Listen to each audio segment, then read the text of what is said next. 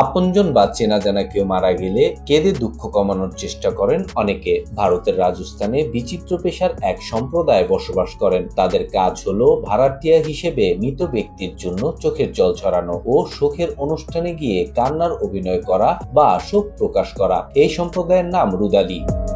বহুকাল ধরেই এই সম্প্রদায়ের নারীদের একমাত্র পেশা এটি। এই নারীদেরই বলা হয় রুদালি, যার আক্ষরিক অর্থ হলো কান্নারত নারী। তাদের কাজ হচ্ছে সমাজের উচ্চবর্গের কেউ মারা গেলে তারা তার বাড়িতে গিয়ে বিলাপ করে বুক চাপড়ে চোখের জল ফেলেন এবং সেইভাবেই শোক প্রকাশ করেন।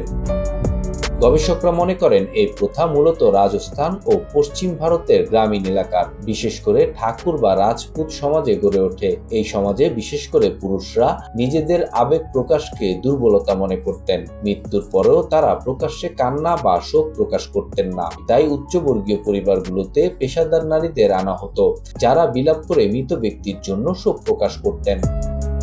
সাধারণত রুদালিরা হন সমাজে নিম্নবর্ণ বা দরিদ্র শ্রেণীর নারী, অনেকেই বিধবা, নিঃস্ব বা পরিবার দ্বারা ত্যাগ করা। কিন্তু এই কাজ খুব সম্মানের নয় বলে সমাজ তাদের অনেক সময় অবজ্ঞার চোখেও দেখেন।